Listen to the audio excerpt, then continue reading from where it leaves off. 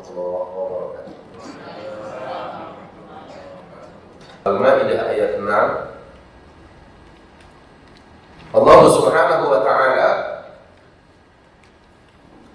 berfirman, "Ma yuridullahu liyaj'ala 'alaikum min haraj, walakin yuridu liyutahhirakum wa liyutimma ni'matahu 'alaikum la'allakum tashkurun."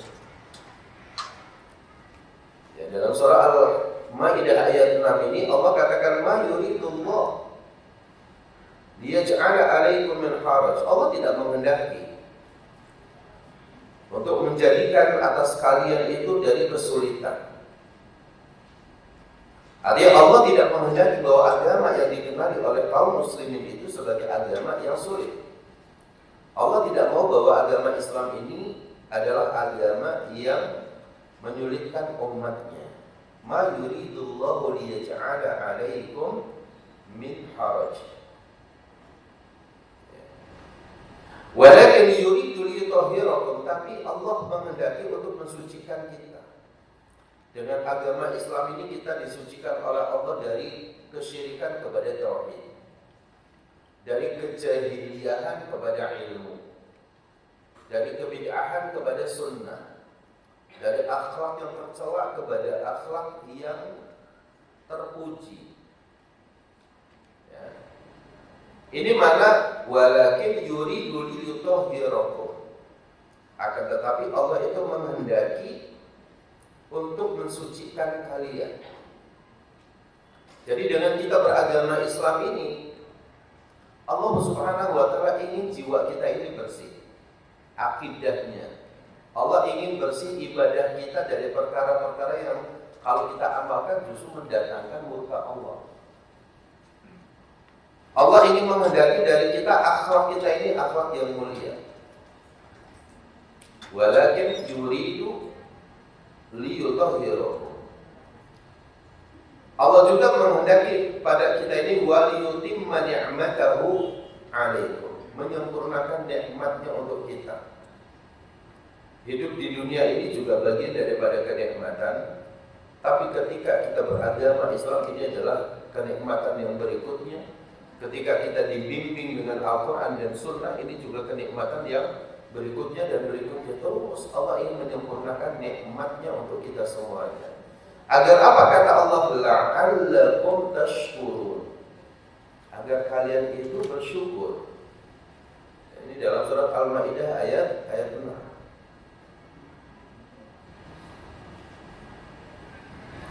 Al-Maidah ayat 6 ini juga diawali ayatnya itu dengan penjelasan berkaitan dengan masalah wudu. Ya. Ya ayyuhalladzina amanu idza qumtum ila sholati faghsilu wujuhakum wa aydiyakum ila al-marafiqi wamsahu bi ru'usikum wa arjulakum ila al-ka'bayn. Terus yaitu tentang bab wudu. Nanti setelah wudu dijelaskan lagi tentang bab tayammum di situ. Pada Al-Maidah ayat 6. Ya. Yang dicontohkan pada Al-Maidah ayat 6 itu adalah perkara yang berkaitan dengan Allah menginginkan ibadah bagi kita itu mudah. Berwudu, kalau tidak mampu berwudu maka tayammum. Ya, menandakan bahwa Islam ini adalah agama yang mudah. Maka di akhir ayatnya Allah mengatakan apa? Ma yuridullahu liyaj'ala 'alaikum min haraj. Allah tidak menghendaki untuk kalian kesulitan. Jadi harus diyakini bahwa Islam ini memang agama yang mudah. Islam ini adalah agama yang mudah. Ada orang sekarang ini kemudian mengatakan bahwa ada sebagian, kata mereka, ada sebagian pemahaman yang barangkali saat ini dianggap baru dalam beragama, kata mereka, yang maunya yang mudah-mudah saja, yang maunya itu instan, yang gampang-gampang saja, tidak mau bersusah payah belajar agama Islam, kata mereka. Kita menjawabnya mengatakan bahwa ketika Allah memberikan kemudahan kepada kita, maka ambil kemudahan itu sebagai bagian daripada mengambil rahmatnya, ya, sebagai rahmatnya. Jadi misalkan saat ini orang belajar, ya, orang belajar membaca Al-Quran. Kalau dulu misalkan harus dihadapkan membaca Al-Quran di zaman kita misalkan, itu harus hadir di depan seorang ustadz, yang ustadznya itu bawa kayu, ya, yang kalau tidak bisa itu dipukul tangan kita, pasti keluar dari majelis itu nangis. Ya, mungkin kita masih ingat, kadang-kadang telinga kita dijewer, ya, nyebut huruf sa dengan sin nggak bisa, akhirnya apa, dimarahin nggak bisa. Sehingga sebagian kita itu bisa kapok, tidak mau lagi ngaji. Kenapa? Karena gurunya itu nakut-nakutin kita. Itu dulu sampai seperti itu. Nah, sekarang itu kemudian dibantu dengan berbagai macam metode baca Al-Quran. Ada yang mudah, diawali dari pengenalan huruf hijaiyah terlebih dahulu, kemudian yang berharokat, kemudian dengan suasana yang menyenangkan. Sehingga banyak kemudian anak-anak kecil sekarang sudah bisa baca Al-Quran. Nah, ini adalah bagian daripada kemudahan yang Allah berikan kepada kita. Kalau ada yang lebih mudah untuk bisa membaca Al-Quran, kenapa tidak kita ambil? Ya. Jangan seperti orang yang hanya, ya, ingin menuntaskan hobinya. Misalkan contoh gini, ada seseorang yang hobinya itu mancing, ya, hobinya mancing. Lalu dia datang ke pemancingan itu beli ikan dulu, ya kan? Beli ikan 5 kilo misalnya, langsung dibayar tuh ikannya, karena namanya dia beli, dibayar. Setelah dibeli ikan itu kemudian dicemplungin lagi ke kolamnya si pemilik ikan yang kita beli ikannya. Lalu kemudian kita beli pakan ikan, lalu kemudian kita pancing. Ikan yang sudah kita beli dicemplungkan kembali, lalu dipancing. Hanya karena ingin apa? Hobinya terpenuhi oleh kita. Jadi ada sebagian orang memancing ikan itu bukan tujuan untuk pengen makan ikannya, cuma karena pengen melihat bagaimana sakitnya ikan itu melihat apa, ketika, ya, mulut ikan itu kena kain kita, langsung kemudian gerak-gerak dan yang lainnya. Nah, itu paling senang gitu.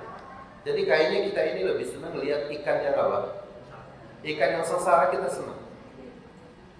Ikan yang mulutnya kena kain kita berdarah itu kita senang. Pada sebelumnya ikan itu apa? Cara ngambilnya sudah diserong, sudah ditimbang, tinggal dimasak aja lalu kita makan. Kalau ada cara yang mudah untuk mendapatkan ikan dengan cara diserong itu, kenapa mesti harus harus dipancing satu persatu, tunggu dari pagi sampai sore? Ini pendekatannya seperti itu. Nah, sekarang itu ada orang yang belajar fikih misalnya. Orang belajar fikih itu dijelaskan bahwa takbiratul ihram itu mengangkat tangannya itu tidak diterbuka, tapi tangannya itu dirapatkan jari jemarinya, lalu kemudian setentang dengan apa? Dengan bahu, lurus dengan bahu, ya, atau diangkat sedikit yang kemudian sejajar dengan telinga. Lalu kemudian baca dalilnya adalah Rasul Shallallahu Alaihi Wasallam bertakbir mengangkat tangan setentang dengan bahunya. Lalu kata orang, jangan mudah percaya begitu aja dengan hadis itu, diperiksa dulu hadisnya, ya kan? Betul, itu sampai di situ betul, ya. Lalu kemudian setelah dicari itu hadisnya ini sahih, jangan mudah percaya hadis itu sahih. Tapi apa coba definisi hadis sahih dulu? Hadis sahih itu adalah mata sanaduhu binaqlil atli tubidi, gitu ya. Wasalima minal ilali wal wasyududi. Hadis sahih itu adalah hadis yang bersambung sanadnya sampai kepada Nabi kita yang mulia sallallahu alaihi wasallam, Lalu kemudian dinukilkan oleh para perawi-perawi yang hafalannya kuat, yang selamat dari ini gitu. Lama banget mau apa? Ya. Itu wilayah para thalibul ilmi, wilayah para mahasiswa, wilayah ini. Ya kan? Yang memang faknya mau belajarnya hadis. Tapi kalau kita pengen belajar beribadah dengan benar, kan tinggal betul lihat hadis ini sahih, kita lihat mu'alif kitabnya ini juga orang yang ahli dalam hadis, dalilnya ada, kan selesai. Ya, artinya tidak sampai kemudian setiap ini harus ditelusuri. Kalau memang kita memahami betul bahwa ini kita sudah tahu bahwa ini hadis ini sudah sahih, terdapat pada buku di mana buku ini ditulis oleh seorang ulama yang ahli sunnah, ya. Kecuali bagi mereka yang memang dia benar-benar thalibul ilmi, yang memang duduk di bangku kuliah jurusan hadis, ya wajib dia cek hadis tersebut. Syubhat yang kemudian disampaikan kepada kita itu adalah banyak orang sekarang beragama itu pengennya instan, nggak mau duduk di depan kiainya lama-lama puluhan tahun, ya. Lalu kemudian baru bisa beribadah. Nggak begitu. Kalau memang kita sudah tahu bahwa ya, kitab yang kita ambil itu kitabnya adalah benar, dalil-dalilnya sahih, maka sudah langsung kita ambil, kita pelajari, ya, baru kita amalkan. Jadi agama ini mudah. Allah tidak menghendaki agama ini sulit untuk kita. Ya. Jalankan apa yang bisa kita jalankan. Ayat yang lain kita bisa lihat dalam surat Al-Hajj ayat 78. Senada dengan surat Al-Maidah ayat 6, Al-Hajj ayat 78. Wa ma ja'ala 'alaikum fid dini min haraj, kata Allah. Allah tidak pernah menjadikan atas kalian dalam beragama itu min haraj, dari kesulitan. Dalam surat Al-Hajj ayat 78. Coba ya para jamaah sekalian bisa dicari tuh. Apa sih sebenarnya yang sulit dalam kita beragama Islam? Dalam menjalankan agama Islam ini apa yang sulit? Dulu kita ya mau sholat ke masjid misalkan, kalau zaman Rasul ya pakai unta, misalkan pakai kuda, pakai apa gitu ya. Ya sekarang kan tidak selalu harus itu kan wasilah. Ya kan?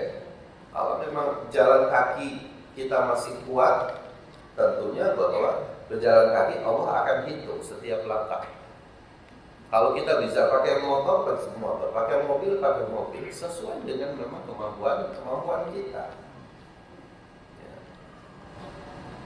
Karena Allah tidak menghendaki agama ini dipersulit. Jadi sarana yang memudahkan untuk kita beribadah kepada Allah itu boleh lakukan, selama sarana itu tidak bertentangan dengan syariat.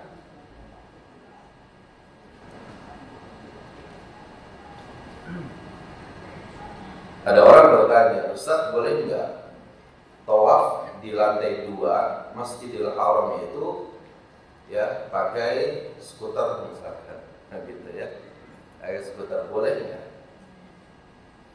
Kalau kata pengurus masjidnya itu boleh, kata Dr.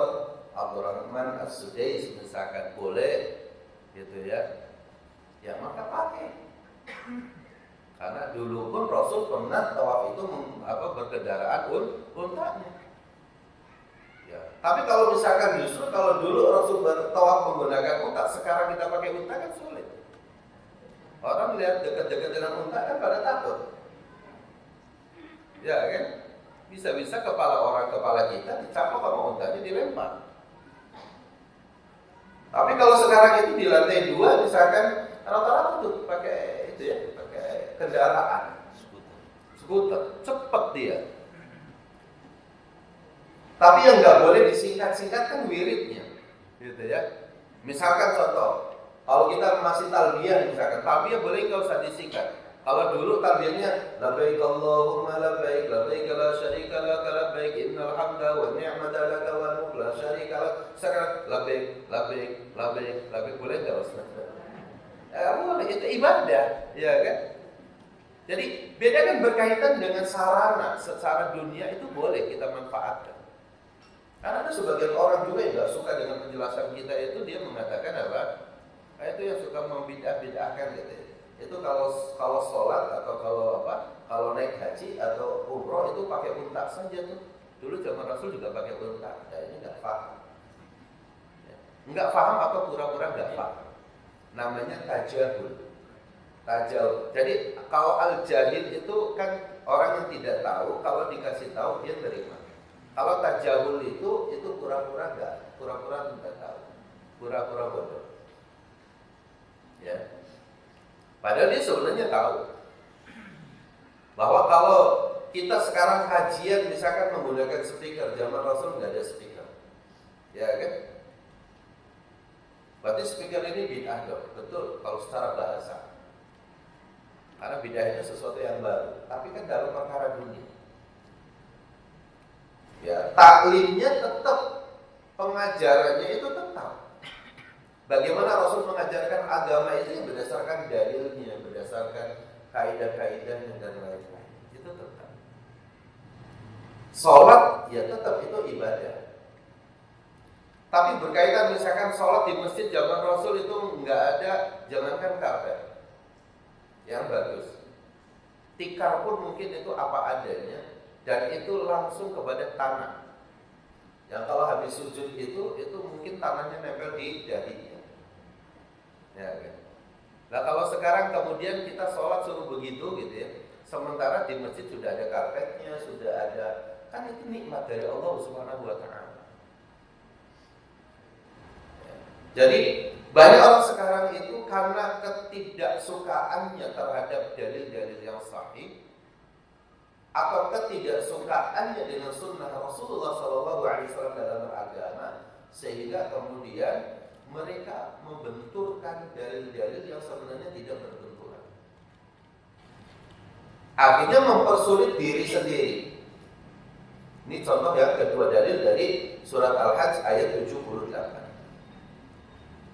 Dalil yang ketiga pada poin yang ke-12 ini adalah surah Al-Baqarah ayat 185. Ya, ini berkaitan dengan orang yang berpuasa. Yuridullahu bikumul yusra wa la yuridu bikumul usra. Ya. Allah menghendaki untuk kalian itu kemudahan, dan Allah tidak menghendaki untuk kalian kesulitan. Kalau memang kita lagi safar, ya boleh tidak berpuasa. Kalau kita memang lagi sakit, boleh tidak berpuasa. Ya, fa'iddatun min ayyamin ukhra, ganti di hari yang lain, kan mudah. Jangan mempersulit diri. Tapi kalau mampu, ya monggo silakan. Saya pernah bimbing jamaah umrah di bulan Ramadan. Ya, di bulan Ramadan. Dari sini berangkatnya pagi. Ya, berangkatnya pagi. Memang betul pagi itu kan kita habis sahur gitu ya. Kemudian berangkat jam 9 pagi misalnya. Masih kuat lah kan gitu ya, masih insya Allah dari sahur subuh sampai ke jam 9 itu masih kuat. Tapi kan dari sini ke Saudi itu 4 jam sampai 5 jam mundurnya. Saat itu saya berpikir bahwa saya batalin aja. Gitu. Tapi saya tetap sahur. Cuma pas sudah nyampe di pesawat gitu ya, suasana dingin di pesawat, takut perut kosong, agak sudah mulai bunyi-bunyi gitu kan. Akhirnya pas ditawarin puasa, enggak, disediain untuk makan gitu. Teman tetangga saya itu yang di samping tempat duduk, Ustaz nggak puasa? Enggak lah, saya takut nggak kuat. Apa yang nggak kuat Ustaz? Kita ini tinggal duduk saja, iya nggak apa-apa. Bapak puasa, saya nggak apa-apa ya. Saya bilang kita saling menjaga saja gitu. Kan hukumnya begitu gitu. Boleh nggak dalam safar saya tidak berpuasa? Boleh, dalilnya jelas. Faman kana minkum maridun aw 'ala safarin fa'iddatun min ayyamin ukhra. Siapa di antara kalian yang sakit atau dalam keadaan safar, boleh kalian tidak berpuasa, ganti di hari yang lain. Jadi jangan saling menyalahkan karena dalilnya jelas ada. Nah, singkat cerita kemudian ya kita sudah yang kedua kali ini kan biasanya itu 1 jam atau 2 jam pas take off itu dikasih makan. Nanti 2 jam sebelum kita landing dikasih makan lagi tuh. Jadi kita udah makan 2 kali, dia belum. Tetangga kita belum nih. Tapi dia lihat jam. Saat di Indonesia udah maghrib Ustaz, boleh nggak saya buka? Oh ya nggak boleh. Gitu. Tapi kan udah maghrib. Iya kan Bapak bukan di Indonesia, sekarang di atas pesawat. Coba kita lihat TV-nya di mana. Bapak lagi berada di India. Ya kalau itu Bapak lagi berada di India, belum maghrib Pak, jangan. Berarti kalau makan batal puasa. Nah, tapi udah maghrib, iya belum, itu di Indonesia. Jadi ya tunggu aja nanti maghrib. Akhirnya apa? Terus gitu ya. Sampai di Saudi masih belum maghrib. Itu udah perutnya udah sakit banget. Gitu ya. Saya bilang nggak sabar Pak. Gitu. Bapak pahalanya insya Allah banyak. Saya hibur begitu. Karena tanggung dia kalau sampai 4 jam lagi dia batal, sementara 9 jam sebelumnya itu dia sudah nahan-nahan kan. Nanti jangan sampai saya juga dosa juga, manas-manas untuk buka puasa kan. Saya udah makan 2 kali. Ya, nah itulah. Gitu ya. Akhirnya apa dia ngomong? Bener ya, enakan Ustaz ternyata. Nah, gitu. Ya coba dilihat misalkan bagaimana ya kemampuan diri kita. Islamnya tapi mudah. Yuridullahu bikumul yusra. Allah menghendaki kemudahan untuk kita. Ya wala yuridu bikumul usra. Allah tidak menghendaki kesulitan bagi kita. Dalam safar boleh nggak kita mengqashar sholat? Boleh. Sudah dikosor dijamak juga? Boleh. Zuhur dengan asar digabung. Di waktu sholat zuhur, asarnya ditarik ke zuhur, namanya jamak takdim. Karena zuhur 4 rakaat, asar 4 rakaat dipotong 2-2 tuh. Itu namanya jamak qashar takdim. Ada jamak qashar takhir gitu ya. Boleh. Ya. Yang nggak boleh di jamak itu asar dengan maghrib. Asar dengan maghrib. Maghrib dengan isya boleh. Yang nggak boleh dikosor lagi apa? Ya kalau dikosornya maghrib kan susah. 3 rakaat dikosor jadi berapa? 1,5. Kan? Bisa. Sholat subuh nggak dikosor, 2 rakaat tetap.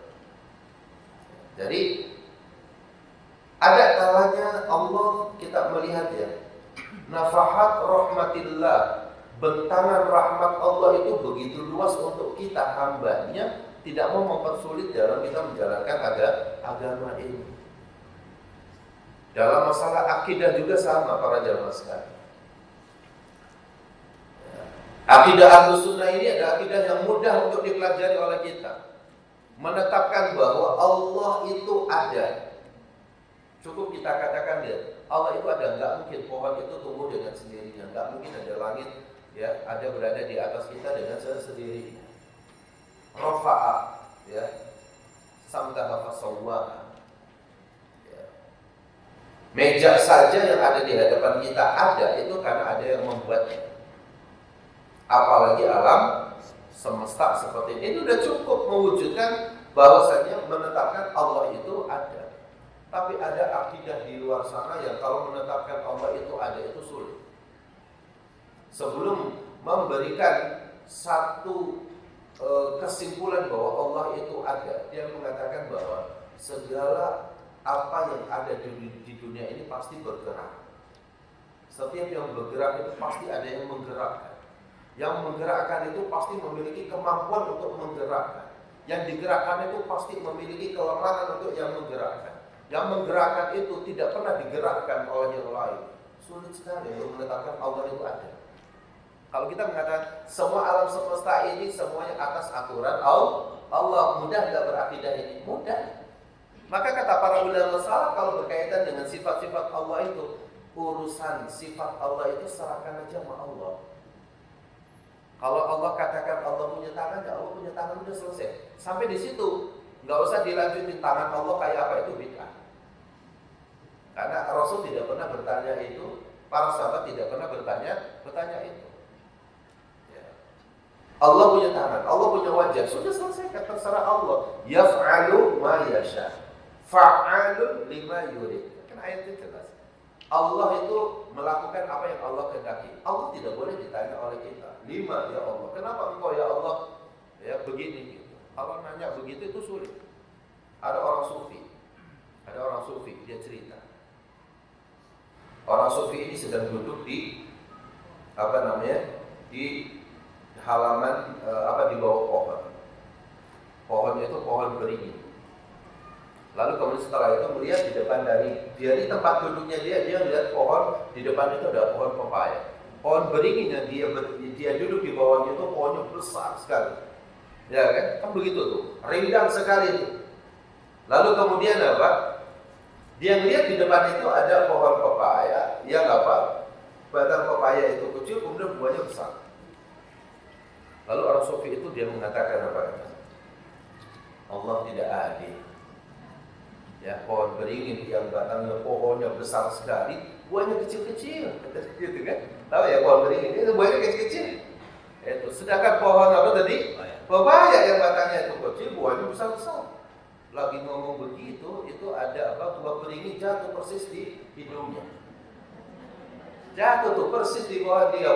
Coba kalau dia duduk di bawah pohon pohon pepaya jatuh tadi. Hidungnya langsung jadi besek deh.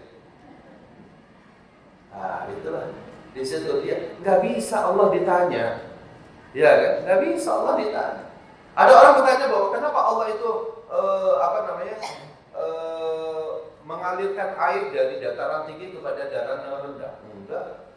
Siapa bilang? Buktinya zaman Nabi Nuh alaihissalam, logika manusia bahwa air turun dari dataran tinggi ke dataran rendah itu nggak bisa dipakai logika itu. Ketika Nabi Nuh alaihissalam meminta kepada anaknya, "Irkam ana ayu naik ke perahu kami." Apa kata anak? Saya akan cari sa'awi ilal jabali yuqsim. Saya akan cari tempat yang paling tinggi, saya akan ke gunung yang lebih tinggi biar dia bisa menjaga saya. Kata Nabi Nuh, "La asim baliyo, tidak ada yang bisa menjaga kalian kecuali Allah Subhanahu wa taala." Enggak terusnya. Ternyata dataran tinggi dikejar oleh oleh air, bukan dataran rendah yang dikejar. Nah, dalam hal ini Allah itu tidak perlu ditanya kenapa dan kenapa. Tapi orang Mu'tazilah bisa bertanya sampai sedetail itu. Kenapa Allah begini, kenapa Allah begini, kenapa Allah begini gitu. Tidak ada satu pertanyaan pun yang kalau dijawab dengan dalil pun itu bisa menenangkan hatinya. Maka banyak tersesat orang kata itu. Tapi akidah Ahlussunnah wal Jamaah itu dari sisi akidah mudah. Ya. Berkenaan dengan apa saja, hatta dalam masalah tafsir. Dalam masalah tafsir Al-Quranul Karim, kalau kita membaca Alif Lam Mim misalkan, ya kan? Yasin, Toha, Nun, Qaf, Shad gitu kan? Atau Kaf, Ha, Ya, Ain, Shad. Huruf muqatta'ah yang terpotong-potong yang biasanya berada di awal surat. Ya kan? Alif Lam Mim Ra, To, Sin, Mim dan yang lain. Kalau Ahlussunnah kan gampang saja. Allahu a'lam bimuradihi udah. Allah Maha tahu apa yang dimaksudkan. Kalau ditafsirkan sendiri, ditakwil-takwilkan sendiri juga nggak bakal benar. Ada sampai mengatakan Alif Lam Mim, A-nya itu simbol, A-nya itu adalah Allah. Lamnya itu simbol lagi a'lam. Jadi Allahu a'lam, Allah yang Maha tahu. Terus Alif Lam Mim Ra. Alifnya itu Allah, lamnya itu a'lam, ra-nya ara. Allah yang lebih tahu dan lebih Maha melihat. Ini tafsiran-tafsiran yang tidak memiliki dasar. Ada lagi yang lucu lagi kadang-kadang, ya, kadang-kadang menafsirkan ayat yang muqatta'ah tadi, huruf-huruf yang terputus tadi, yang min fawadihis suwar, yang pembuka surat seperti Toha, Yasin. Ya. Wah, Toha dan Yasin ini nama Nabi kita Muhammad. Dalilnya apa? Ada salawatnya Ustaz. Salatullah salamullah ala Toha Rasulillah. Salatullah salamullah ala Yasin Habibillah. Kapan dalil ini muncul, kapan salawat ini muncul, dan bagaimana penafsirannya ini enggak ketemu sebenarnya. Tidak ketemu. Padahal kata Rasul sallallahu alaihi wasallam, dia mengatakan, "Ana Muhammad, ana Ahmad, ana al-Aqib, ana al-Hashir, ana al-Mahi." Kan gitu. Itu nama-nama Nabi Muhammad tuh. Nama Nabi kita Muhammad itu ana Ahmad karena dijelaskan ada di dalam Al-Qur'an. Ya. Min ba'dismuhu Ahmad. Nama Ahmad ada dalam Al-Quran. Allah yang mengatakan itu. Nama Nabi kita Muhammad ada namanya Muhammad. Maka Muhammadun aba ahadin min rijalikum walakin Rasulullah wa khataman nabiyyin. Ada. Al-Hashir, saya itu namanya Al-Hashir. Al-Hashir itu yang menghimpun, yang mengumpulkan. Karena kelak pada hari kiamat Nabi Muhammad itu mengumpulkan umat. Ana Al-Mahi, saya itu Al-Mahi namanya. Al-Mahi itu yang menghapus. Karena saya akan meminta izin kepada Allah untuk apa? Untuk meminta syafaatnya agar dosa-dosa kita bisa diampuni. Ya. Ana Al-Aqib, saya ini Aqib. Artinya Pak Nabi yang datang belakangan. Tapi nama-nama itu tidak banyak dipopulerkan. Justru yang kadang-kadang populer itu yang tidak memiliki dasar yang kokoh, dasar yang kuat. Jadi kalau kita kembali kepada dalilnya itu sangat jelas, sudah selesai.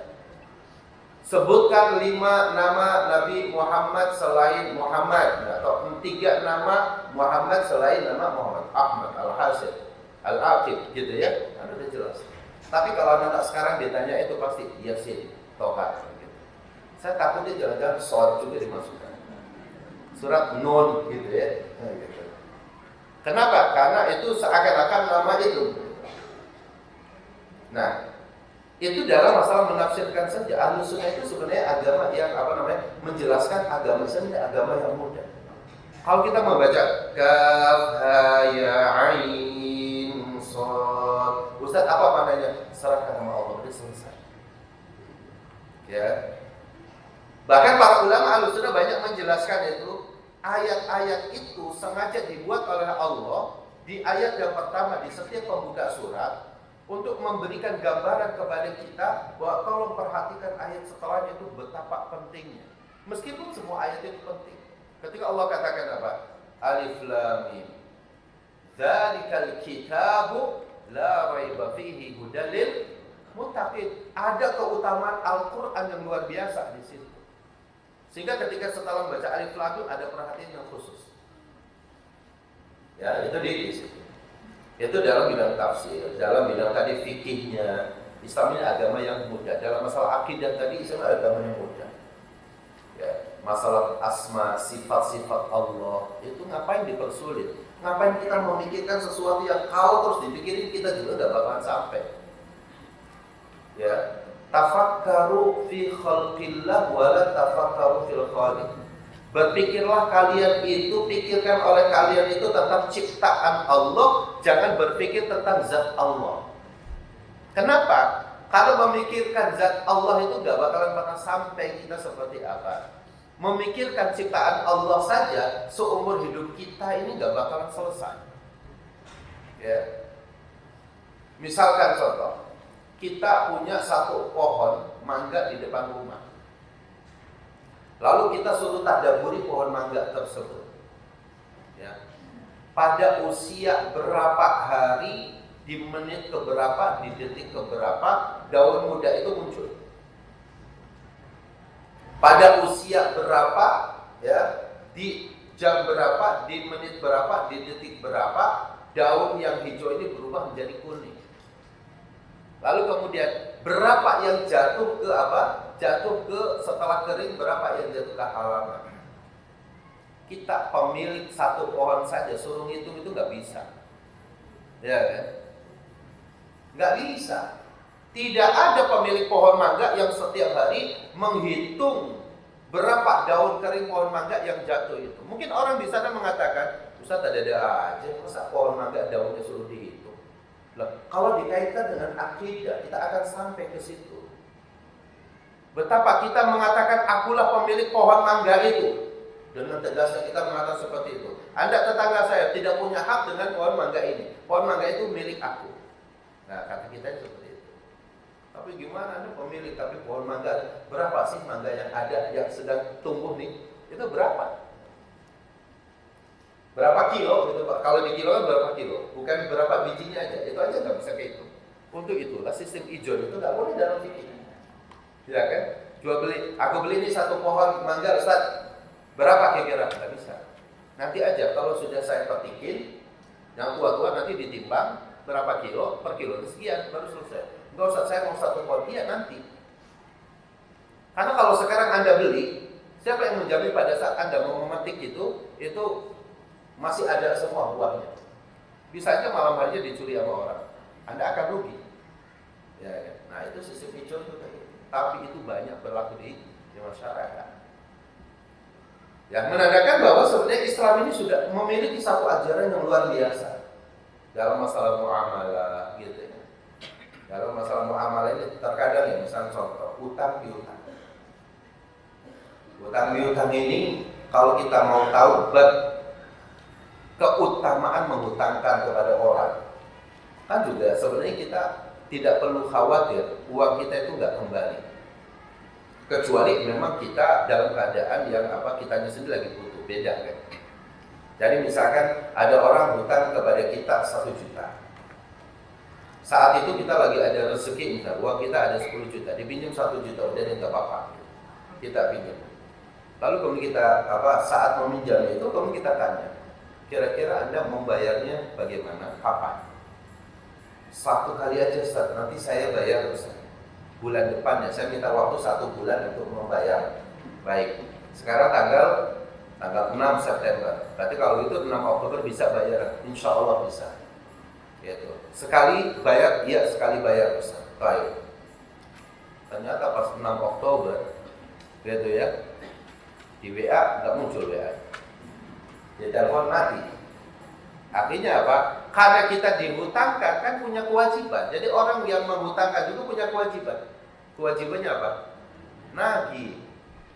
Kewajiban orang yang berhutang apa? Bayar. Hak kita yang menghutangkan uang, uangnya kembali. Haknya dia sudah mendapatkan uang utangnya. Kan tidak ada 2 hak, ada 2 kewajiban. Akhirnya kita datang di rumahnya. Pas di rumahnya orangnya lagi duduk santai gitu. Lihat kita datang gitu kan, sudah mukanya agak lemes. Lalu mohon maaf saya belum bisa bayar gitu karena begini kan biasa. Ya. Itu biasa. Nah, pada saat itu Allah mengatakan gitu ya. Kalau ada orang dalam keadaan kesulitan yang berhutang lalu belum bisa membayar, jangan kirimkan Jangan kirimkan debt collector yang galak. Jangan. Kasihan lagi terpuruk, jadi terpuruk lagi gitu ya. Tapi fanadhiratun ila maisarah. Berikanlah tempo sampai dia mendapati kemudahannya. Nah, disitulah mulai dihitung Pak, Ibu sekalian.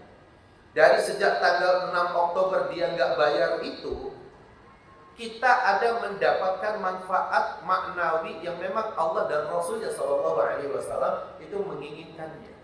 Yaitu adalah kita ini dianggap setiap harinya, dari setiap hari yang dia mundur tidak bayar itu, kita dianggap bersedekah sebesar 1 juta uang yang dia pinjam pada setiap hari.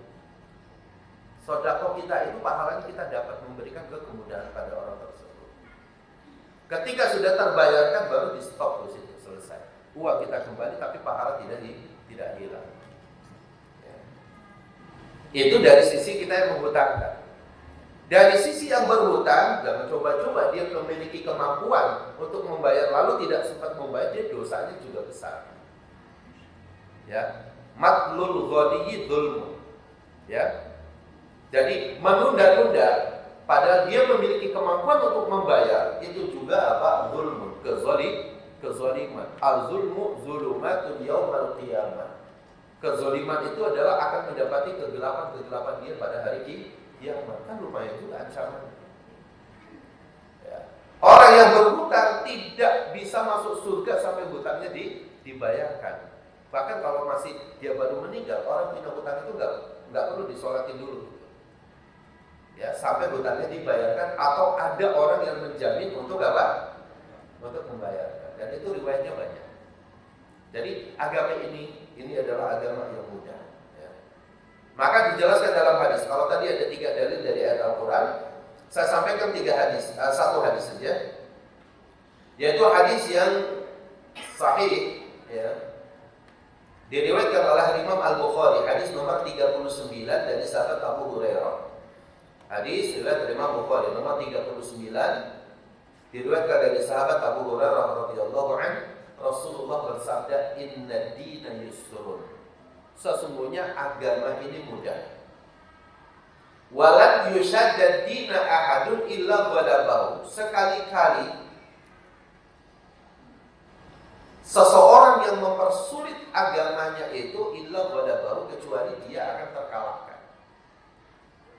Jadi kalau ada orang yang menjalankan agama ini menyulit-nyulitkan dirinya, ya, pasti dia akan terkalahkan dengan sendirinya. Dia tidak akan mampu menjalankan agama tersebut. Maka di sini kata Rasulullah, fasaddidu. Artinya apa? Perbuatlah semampu yang kalian lakukan. Ya. Artinya saddidu. Mudahkanlah urusan ini. Lakukan apa yang mudah. Wa qaribu, dan coba terus mendekat kepada sesuatu yang mudah yang bisa kita jalani. Wa abshiru, berikanlah kabar gembira. Wasta'inu bil ghadwati war rawhati wa syai'in minad dulja. Mintalah pertolongan kepada Allah di pagi hari, sore hari, atau di tengah malam. Nah, hadis ini memberikan penjelasan kepada kita bahwa Islam ini adalah agama yang mudah, baik tadi dalam akidahnya, dalam ibadahnya, dalam muamalahnya, dalam suluknya, dan yang lainnya. Sekarang ada seorang yang kemudian, Masya Allah, ya, kalau bicara itu barangkali bisa menghipnotis. Ya. Ada ustadz, doktor, dia bisa menghipnotis, yang menganggap bahwa dirinya itu memiliki titisan wali. Ya, ini sedang viral juga banyak, ya. Jadi kalau berbicara itu bahwa setiap kata di dalam Al-Quran itu, kata dokter ini, jangan dipahami hanya apa? Hanya luarnya saja, tapi harus terus dicari dalamnya kata tersebut. Ya kan? Sampai kita tahu hikmahnya. Ya, itu dia mengatakan seperti itu. Ya, jadi sampai itu kemudian, ya, kita dapati bahwa apa yang dijelaskan oleh sang dokter ini sulit dipahami oleh orang-orang biasa. Jadi kalau misalkan kita lihat ini sekarang panas, misalkan terang, tidak hujan. Jadi jangan dipahami bahwa terang ini itu hanya sekedar terang cahayanya atau sinarnya saja. Tapi apa di balik sinar ini? Susah gitu. Tidak semua orang itu mau seperti itu. Kita cuma mengatakan Allah Subhanahu wa ta'ala memberikan nikmat dengan hari ini dengan sinarnya matahari yang terang, menerangi semua alam semesta, dan kita bersyukur atas nikmat ini. Banyak orang yang butuh dengan apa? Dengan sinar matahari. Badan jadi sehat, kalaupun jalan beriringan akan sehat, dan lain-lainnya. Ya.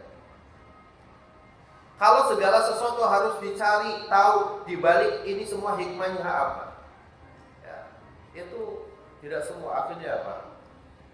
Guru saya itu sudah sampai pada tingkatan hakikat. Ketika ditanya, Ustaz, dokter, kenapa itu gurunya dokter sendiri itu tidak sholat? Oh, jangan tanya itu. Dia itu sudah makomnya sudah beda dengan kita-kita. Ya. Dia itu makomnya sudah beda dengan kita-kita. Kalau kita-kita ini, kalau untuk makan itu biar kenyang, katanya. Loh, kalau sang guru makan biar apa? Ya, makan itu karena Allah yang nyuruh dia makan. Ini kan sudah menyelisih. Hukum makan itu sebenarnya kan mubah. Anda mau makan atau tidak, itu kan sebenarnya tidak mengapa. Tapi kalau Anda tidak makan menjadi apa? Lemah, tidak bisa beribadah, Anda berdosa, kan gitu. Nah, jadi kalau dia mengatakan bahwa guru saya itu tidak sholat, itu mengapa? Tidak apa-apa, karena memang dia makamnya sudah tinggi. Orang kalau sudah mukasyafah, sudah terbuka antara dirinya dengan Allah Jalla wa'ala, itu selesai tuh. Katanya nggak perlu sholat, nggak perlu. Berarti kalau gitu afan dong. Ya, ini karena dialog kita dengan dokter, di dosen. Jadi dokter bilang kalau begitu Rasul itu derajatnya di bawah dia ya. Mau nggak bisa juga. Lah buktinya Rasulullah sampai meninggal itu tetap sholat. Ya kan? Rasulullah sampai meninggalnya itu sampai pingsan berulang kali. Di 12 hari dari mulai tanggal 1 Rabiul Awal sampai meninggalnya 12 Rabiul Awal ini, Rasulullah kan sakit. Demam tinggi, minum ini lagi zam-zam, kemudian ini lagi, terus seperti itu gitu. Sampai kemudian wafatnya. Sampai ditanya, as-salaitum, ketika apa? Ketika Rasul mengatakan, apakah mereka sudah semuanya sholat? Kata Aisyah radhiyallahu anha yang menemani baginda Rasul sallallahu alaihi wasallam mengatakan apa?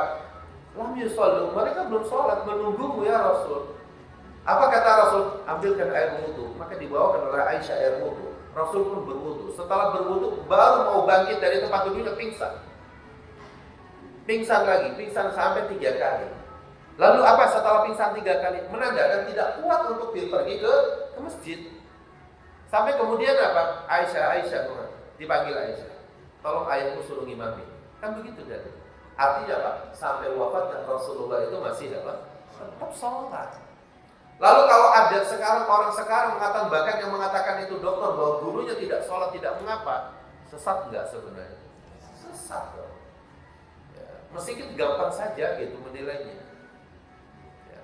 Nggak ada kalau misalkan sampai sudah derajat ini saya nggak perlu sholat, nggak perlu zakat, nggak perlu haji, nggak perlu apa. Lalu ditanyakan, Gus, kok nggak sholat Jumat? Siapa bilang sholat? Saya lagi sholat Jumat di Mekah. Lah Gus, di Mekah itu masih malam, masih subuh. Karena jalan Mekah dari sini. Di Mekah itu masih masih jam 8. Kita sudah sholat Jumat, Gus. Jadi kalau Gus sholatnya di sana sholat Jumat, nggak nyambung. Di sana belum azan sholat Jumat. Sholat Jumatnya di kita di sini gitu. Itu urusan. Anda nggak bakalan paham itu. Memang itu kata kuncinya. Anda tingkatan ilmunya masih cetek, jadi nggak paham. Kayak itu untuk apa? Untuk mengelabui orang, untuk bisa membuat orang itu sudah harus percaya. Kira-kira begitu lah. Banyak orang-orang sekarang itu di Indonesia itu sudah seperti itu. Padahal Islam ini agama yang terang benderang. Azan sholat zuhur ya sholat sudah langsung. Asar ya udah. Kalau kita punya uang sudah 1 tahun, sudah sampai nisabnya, keluarkan zakatnya. Gus kok nggak zakat? Anda aja nggak tahu. Saya dibalik harta yang saya miliki itu zakat itu keluar sendiri uangnya. Susah jadi orang berbicara seperti itu. Ya, jadi banyak hal yang kemudian orang di masyarakat kita ini sudah kita ilmunya cetek, lalu ditambahi oleh penjelasan yang seperti itu. Tambah gelaplah kita terhadap agama. Sudah kita jahil, ditambah lagi penjelasan ustadznya bodoh-bodohin kita.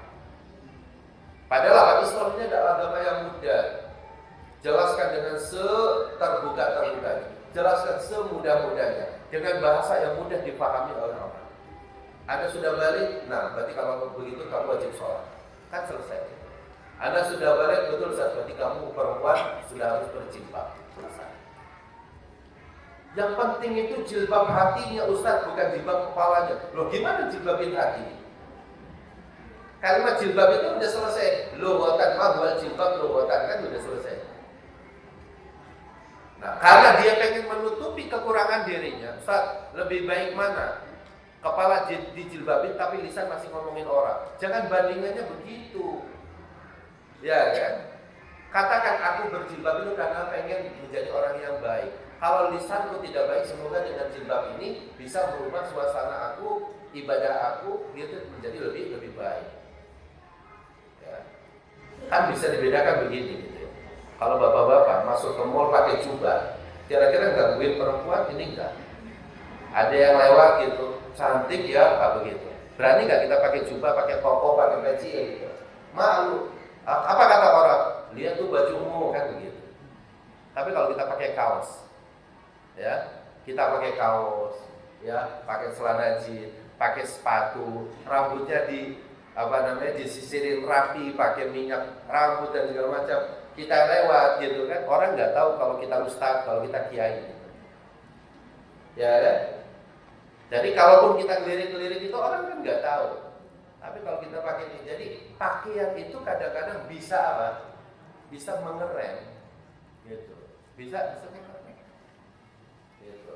Nah itulah Islam. Islam itu agama yang berkaitan dengan sesuatu yang lahir, yang nampak di kita. Ada sesuatu yang memang sifatnya batin, tidak boleh suudzon, tidak boleh berburuk sangka atau apa, yaitu ibadah yang lainnya.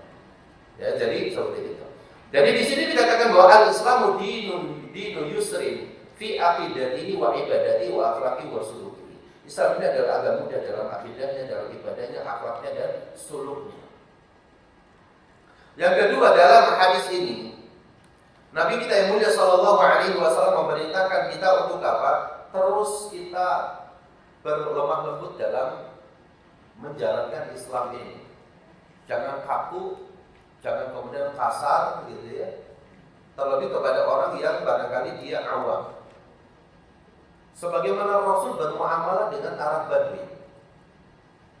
Bahkan banyak sekali di dalam Islam ini hukum-hukum fikih itu justru dijelaskan oleh Rasul dengan sebab pertanyaannya orang Arab Badui tadi yang dianggap awam. Ketika Arab Badui datang ke masjid, tidak pernah datang ke kajian Rasul, tiba-tiba datang lalu bertanya, ya Rasulullah, kapan sih kiamat? Kan? Jadi belum apa-apa sudah tanya di kiamat.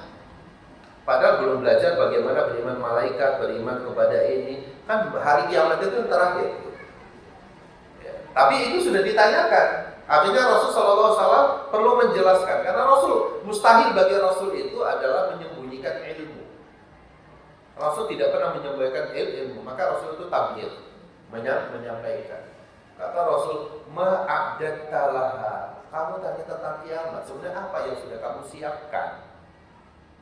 Lalu dia mengatakan apa? Ya Rasul, saya kan orang awam, tidak punya apa-apa. Saya belum pernah menyiapkan apa-apa. Tapi saya itu benar-benar cinta kepadamu.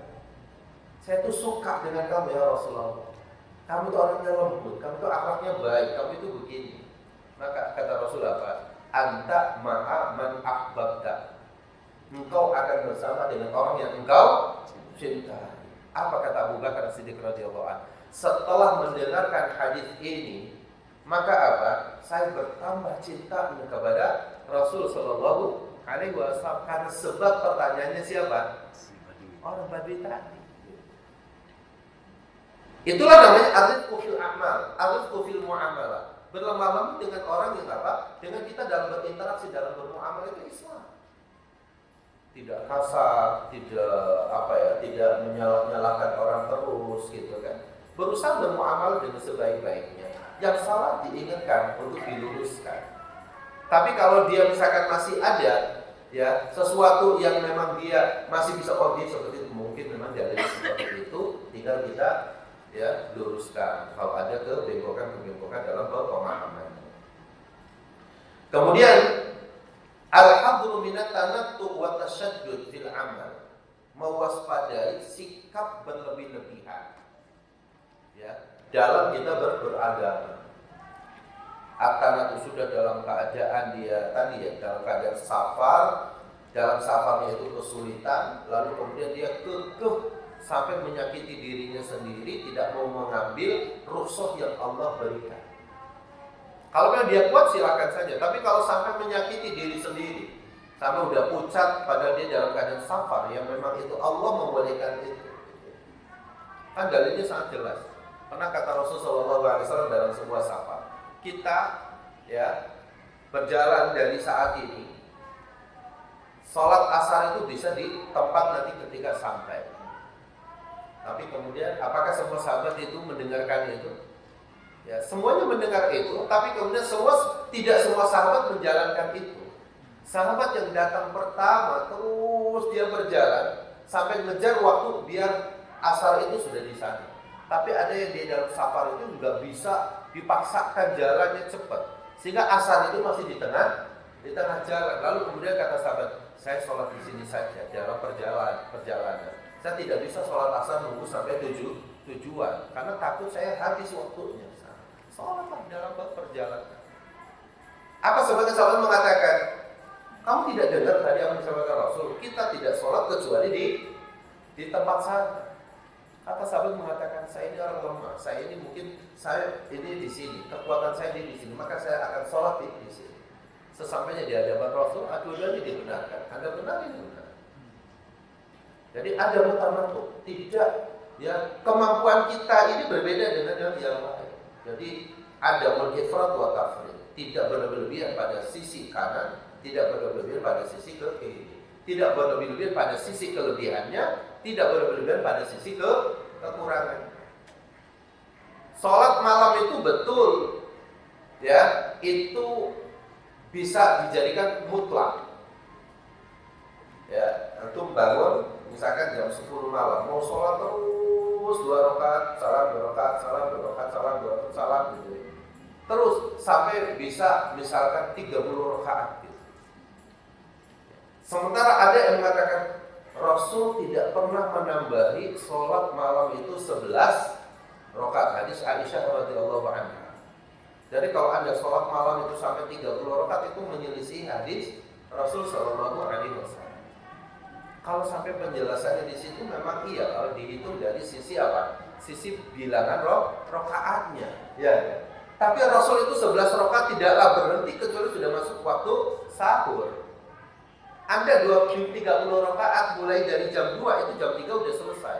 Karena dibaca al-haqqu takatsur kullu wal asri kullu al-humazah kullu, ya kan? Li'ila kullu alam tara kullu. Kan dia cepet dong. Kalau Rasul 1 kali rakaat bisa 1 surat Al-Baqarah lagi. Makanya apa? Berhenti dari situ itu sudah apa? Sudah masuk waktu sahur karena sudah akan fajar, maka Rasul tutup dengan 1 rakaat. Maka kata Aisyah, tapi jangan kamu tanyakan panjang bacaannya Rasul, lama rukuknya Rasul, lama sujudnya Rasul. Baru itu sudah rakaat. Ya kan? Seperti itu. Maka ada para ulama yang sholat malam itu tuh sebanyak-banyaknya dia sholat gitu. Sholat. Kalau nanti sudah masuk waktu fajar baru tutup dengan 1 rakaat. Selesai urusannya. Ya. Ada yang tetap sholat 11 rakaat terus istiqomah. Masya Allah itu hebat, itu bagus. 11 rakaat, bacanya panjang gitu ya, itu bagus kan gitu. Itu bagus. Tapi hanya apa? 1 pekan kuat. 1 tahun libur, nggak sholat lagi tuh. Bagus nggak? Ya nggak bagus. Lebih bagus yang sholatnya 1 rakaat setiap malam tapi sepanjang tahun. Ahabul a'mali ilallah adwamuha wa in qalla. Amal yang paling dicintai oleh Allah itu yang terus menerus meskipun sedikit. Jadi saya tanya misalnya, afdolan mana orang yang bersedekah setiap hari 1 juta sepanjang hari, sepanjang tahun, dengan yang 1 hari tapi 1.000 rupiah tapi sepanjang hari, sepanjang tahun? Afdolan mana?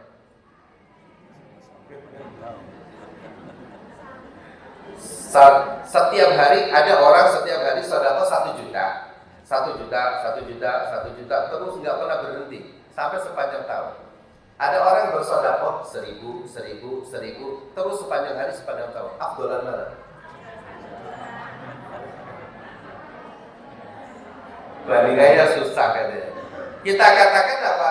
Yang afdol, yang paling baik itu yang al-ikhlas, yang paling ikhlas tentunya, gitu ya.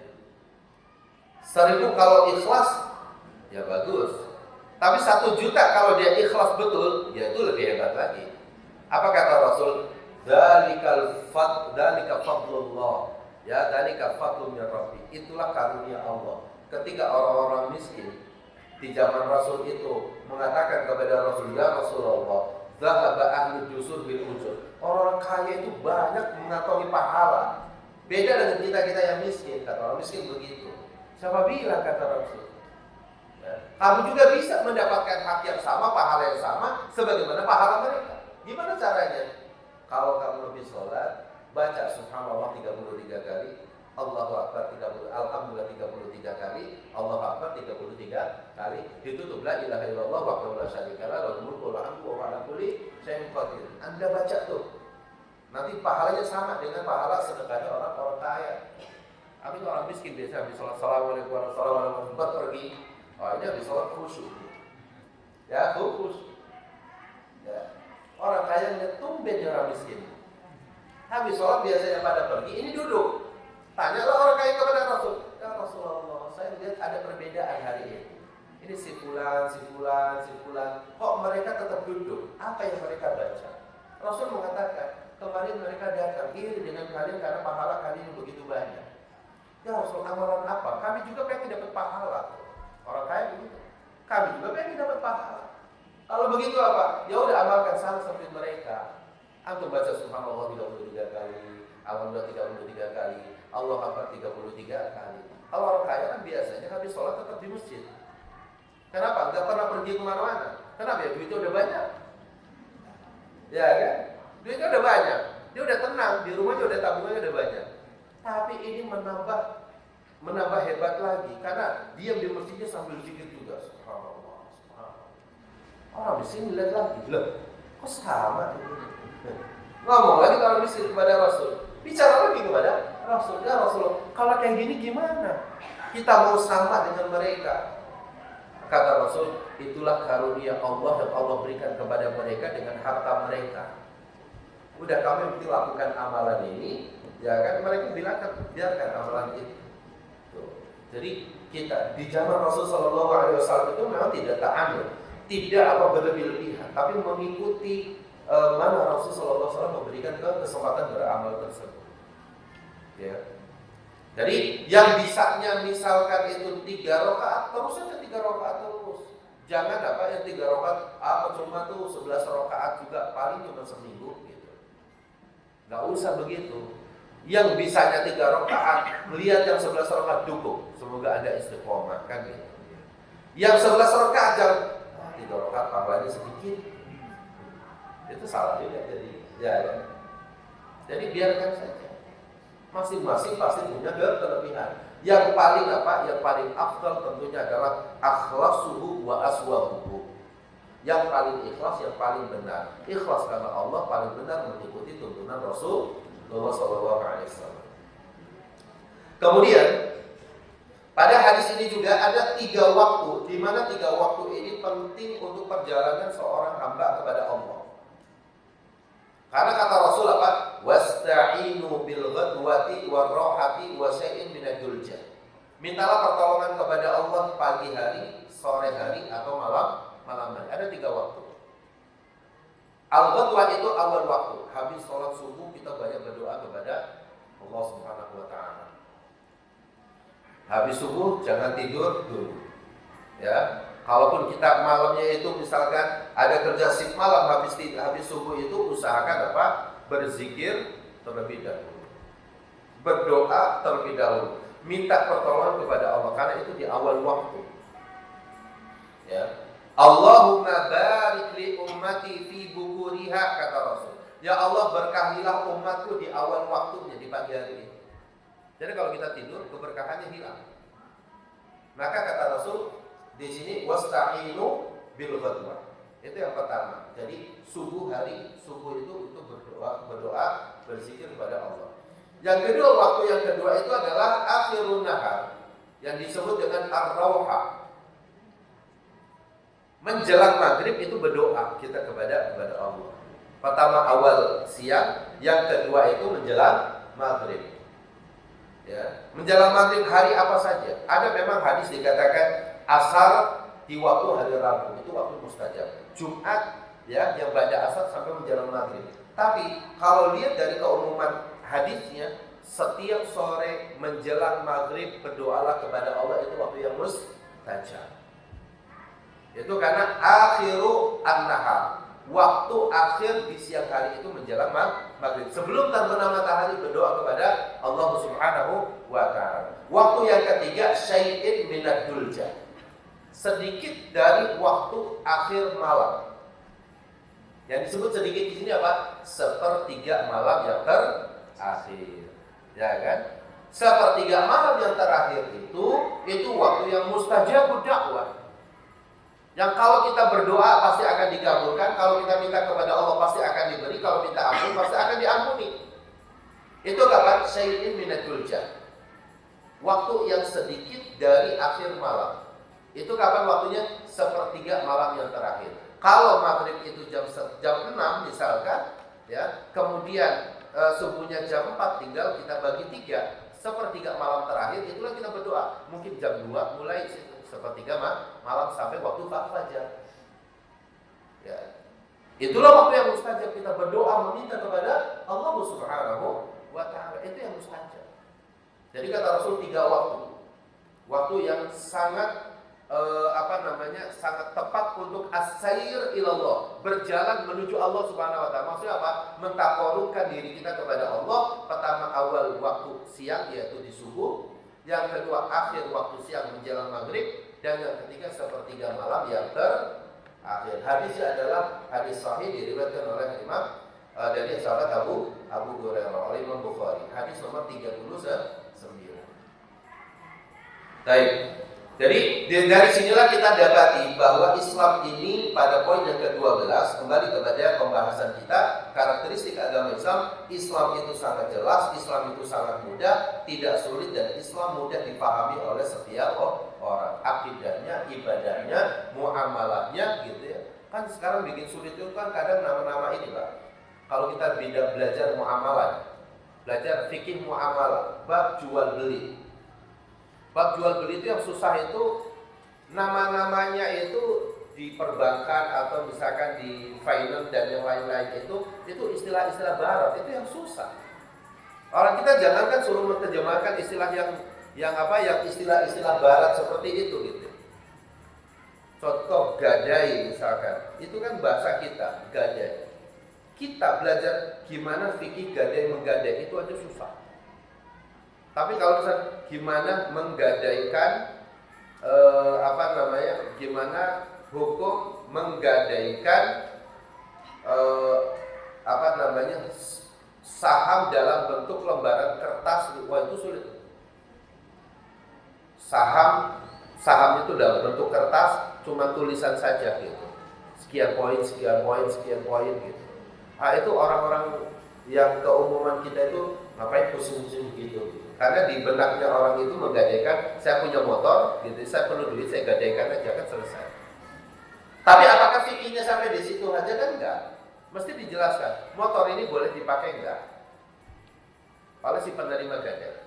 Kalau boleh dipakai sampai mana batasannya? Kalau rusak siapa yang nanggung? Ya kan? Kalau rusak siapa nanggung? Sampai berapa lama usia gadai ini? Yang dimana kalau kita tidak bisa menembus, dia bisa melelangnya misalkan. Kan itu harus diatur. Ya. Nah, dalam bab muamalah itu kadang bahasa-bahasa yang kontemporer sekarang ini ditambah dengan bahasa Inggris, bahasa apa? Ini di masyarakat Muslim itu banyak keteteran di situ. Sehingga kalau kita kembali kepada fikih muamalah yang dari hadis dari apa itu akan sampai. Misalkan contoh, gimana Ustaz sistem jual beli online kan gitu. Kan udah gampang. Ada syarat-syarat yang terpenuhi ya, gitu. Nah itu tinggal dilihat fikihnya dan itu mudah bisa dipahami oleh kita. Baik. Yang ke-13. Karakteristik agama Islam itu adalah Islam mengajak kepada akhlak mulia dan amal soleh. Akhlak mulia dan amal soleh.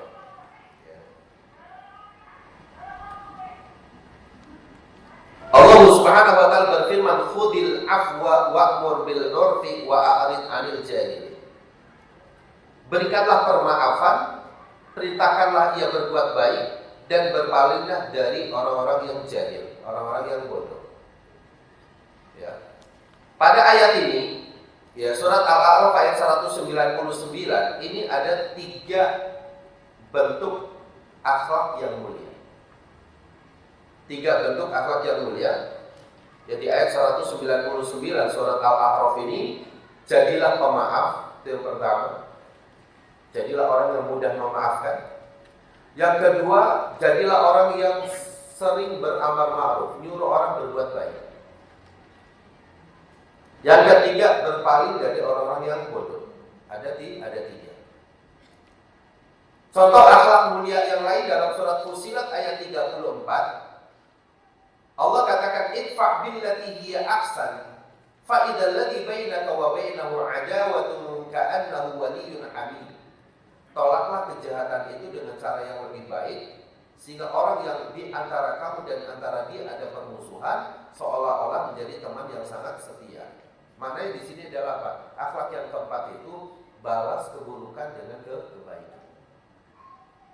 Kita diperintahkan membalas keburukan dengan kebaikan. Innal hasanat yudhibna as-sayyi'at. Kebaikan itu akan menghapus apa? Akan menghapus keburukan. Dalam hadis dikatakan apa? Atbi'is sayyi'atal hasanata tamruha. Ikutilah perbuatan yang buruk dengan perbuatan yang baik, maka perbuatan baik bisa menghapuskan dosa dari perbuatan yang buruk. Berarti di sini akhlak yang mulia ini banyak ragamnya. Bahkan Islam sangat menganjurkan kepada kita untuk memiliki kemuliaan akhlak. Dikatakan apa? Sesuatu yang paling bisa memberatkan timbangan kebaikan kita kelak pada hari kiamat adalah apa? Takwa Allah, bertakwa kepada Allah, wa husnul khuluq, akhlak yang baik. Bertakwa kepada Allah dan husnul khuluq. Kalau kita membaca hadis ini, aksaru ma yudkhilul 'abdu al-jannata, sesuatu yang banyak memasukkan seseorang ke dalam surga. Kata Rasulullah SAW ada 2, yaitu takwa Allah, bertakwa kepada Allah. Yang kedua, husnul khuluq, akhlak yang baik. Saya membaca hadis ini luar biasa, bagi saya luar biasa. Apalagi di zaman orang yang banyak mengatakan bahwa semua agama ini benar. Ya, semua agama ini benar. Semua agama ini mengajarkan kebaikan, kata mereka. Kalau kita katakan bahwa semua agama benar ini, maka pada poin yang kedua dia dapat, yaitu akhlak yang baik. Kristen mengajarkan misalkan bentuk kasih sayang, tolong menolong antar sesama, berlemah lembut dalam bersikap dan yang lain-lain. Mungkin masuk dalam kategori akhlak yang baik. Tapi pada poin yang pertama, takwa Allah ini sebagai dasar ini tidak dapat. Ya kan? Karena dari poin yang pertama saja dia sudah apa? Sudah selesai di situ. Tidak ada pembelaan dari Allah. Karena syarat orang bisa berakhlak mulia itu dasarnya adalah takwa kita kepada Allah. Orang bisa dikatakan beramal soleh kalau dia beriman kepada Allah. Innalladzina amanu wa amilus sholihat. Orang beramal soleh itu dasarnya keimanan.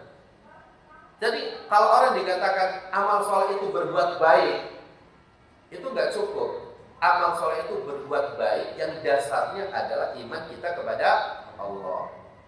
Akhlak baik, dikatakan akhlak baik itu kalau dasarnya adalah takwa di kita kepada Allah. Artinya apa? Kalau orang itu tidak bertakwa kepada Allah, orang itu tidak beriman kepada Allah, maka tidak akan pernah bisa beramal soleh, tidak akan pernah bisa berbuat baik, tidak pernah bisa berbuat akhlak baik. Maka alhamdulillah ketika mendapatkan penjelasan dari hadis Rasul ini gitu ya, bahwa sesuatu yang paling banyak memasukkan kita ke dalam surga Allah, pertama takwa kepada Allah, yang kedua husnul khuluq, tepat, inilah Islam. Gak cukup hanya berbuat baik. Ya, kalau berperbuatan baik itu bisa memasukkan seseorang ke dalam surga. Misalnya ketika tsunami misalnya di Aceh itu ada seorang pemain bola itu menghadiahkan sepatu emasnya. Sepatu emasnya yang sangat dia sukai itu, nilainya itu berapa miliar, itu dia hadiahkan. Untuk mengurusi orang-orang yang terkena musibah tersebut. Tentunya itu akan memasukkan dia ke dalam ke dalam surga. Kalau dasar surga itu hanya amal baik. Tapi Rasul mengatakan takwa Allah yang pertama. Takwa kepada Allah. Karena dia tidak takwa kepada Allah, amal baik dia di dunia dia dapat. Populer dia. Berapa bulan setelah itu diumumkan semuanya tuh. Semua surat kabar, sampai ke luar negeri surat kabar bahwa si fulan menghadiahkan sepatu emasnya untuk warga Aceh yang kena ini misalnya. Secara dunia populer dia, namanya masyhur, tapi di sisi Allah Subhanahu wa taala karena tidak memiliki ketakwaan, tidak memiliki keimanan kepada Allah, maka ayat yang pantas dibacakan adalah apa? Wa qadimna ila ma 'amilu min amalin faj'alnahu haba'an mansura. Ketika orang-orang kafir kelak dibangkitkan oleh Allah, lalu kemudian membawa amal-amal, nyetorkan, ya Allah saya pernah berbuat amal begini, saya pernah berbuat amal ini, tapi tanpa keimanan, maka apa kata Allah? Faja'alna haba'an mansura. Faja'alnahu haba'an mansura. Kami jadikan amalnya itu seperti debu yang berterbangan, tidak punya nilai di sisi Allah. Menandakan apa? Amal soleh dikatakan soleh manakala dasarnya iman kepada Allah. Akhlak yang baik disebut akhlak yang baik kalau dasarnya adalah takwa kita kepada Allah Subhanahu wa taala. Ya, ini berkaitan dengan agama Islam ini adalah agama yang sangat berkenaan memerintahkan kepada kita untuk berakhlak mulia. Dijelaskan oleh Al-Imam Abdullah ibn Mubarak. Ya. Al-Imam Abdullah ibn Mubarak seorang ulama ahli sunnah, dia mengatakan orang bisa disebut memiliki kemuliaan akhlak. Husnul khuluq itu tercermin pada 3 hal. Tercermin pada 3 hal. Kata Abdullah, Al-Imam Abdullah ibn Mubarak, orang dikatakan husnul khuluq kalau dia tercermin pada 3 akhlaknya dia. Yang lainnya itu ngikut, tapi intinya pada 3 hal ini. Apa itu yang pertama? Yang pertama itu adalah bastul wajhi atau basyashatul wajhi. Wajahnya dia itu selalu apa? Selalu dia tersenyum kepada orang lain. Ya, wajahnya itu menandakan tidak bermuka masam. Lihat ketika Rasulullah bermuka masam kepada Abdullah ibnu Ummi Maktum itu ditegur. Abasa wa tawalla an ja'ahul a'ma. Padahal apa? Yang datang kan enggak melihat. Betul enggak? Jadi Rasul bermuka masam kepada Abdullah ibnu Ummi Maktum itu kan enggak melihat. Karena Abdullah ibnu Ummi Maktum itu dia buta. Tapi ketika Abdullah ibnu Maktum itu datang kepada Rasul, Rasulullah itu sedang berada di kalangan para petinggi-petinggi Quraisy. Rasulullah tidak suka ini diganggu mungkin. Wah, ini ada Abdullah ibnu Maktum nanti ganggu. Rasul langsung muka masam, ditegur oleh Allah langsung. Abasa wa tawalla an ja'ahul a'ma wa ma yudrika la'allahu yazakka aw yadhakkaru fatafa'al dzikra. Ini yang buta datang kepada kamu, jangan kamu cemberut, jangan kamu bermuka masam. Karena bisa saja dia datang itu untuk mengingatkan diri menjadi orang yang baik. Ya, diingatkan di situ. Nah, ini salah satu bahwa apa? Kemuliaan akhlak atau husnul khuluq itu basyul wajhi. Ya. Jadi kalau kita ini senang dengan orang siapapun dia, kenal nggak kenal pokoknya ucapkan salam. Yang penting kita tahu dia muslim. Kenal nggak kenal yang penting dia itu muslim, maka berwajah kita itu wajah menyenangkan. Ya, itu sudah apa? Punya nilai kebaikan, kemuliaan akhlak. Itu yang pertama. Yang kedua, badlul ma'ruf. Badlul ma'ruf itu terus dia memberikan kebaikan. Ya. Terus berbuat baik, memberikan sesuatu yang baik untuk orang lain. Ini masuk dalam hadis khairun nas anfa'un linnas. Sebaik-baik orang itu yang bermanfaat bagi orang lain. Badlul ma'ruf kata Imam Abdullah bin Mubarak. Jangan bosan berbuat baik kata agimnya. Ya, kalau tadi Abdullah bin Mubarak itu.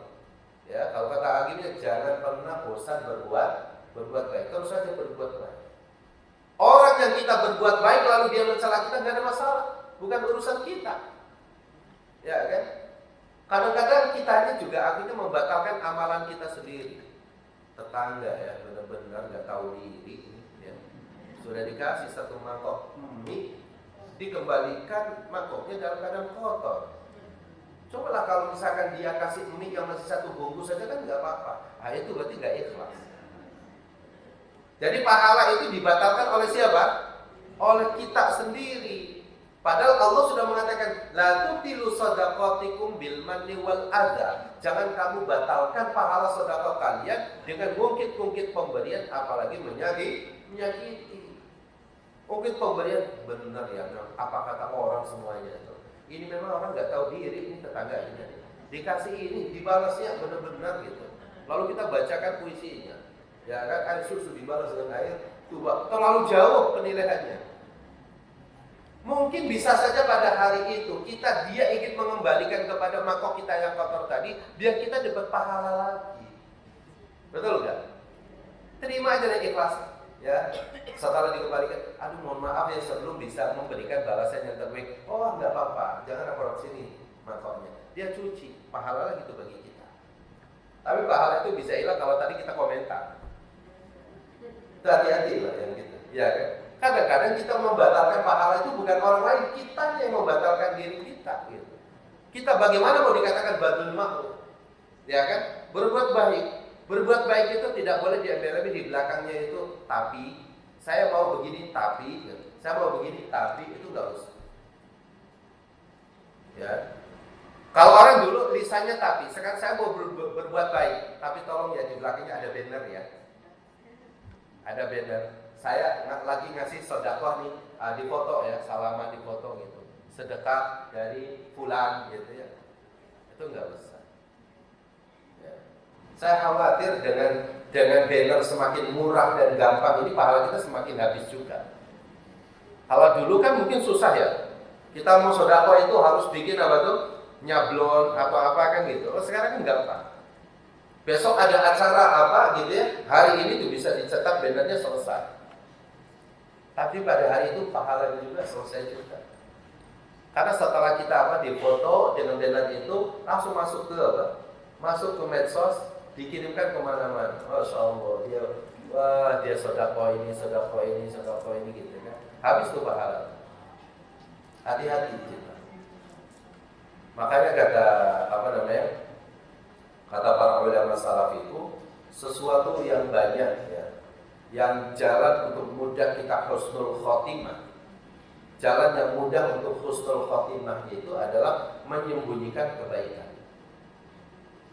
Ya, menyembunyikan kebaikan. Sebagaimana jalan banyak orang su'ul khotimah itu bermaksiat dalam keadaan sembunyi. Ya, bermaksiat dalam keadaan sembunyi, diam-diam gitu. Nah, itu banyak yang su'ul khotimah. Dianggap oleh orang itu baik tapi kenyataannya dia sebenarnya tidak baik. Nah, itu banyak yang su'ul khotimah dia di situ. Untuk itu hati-hati. Ya.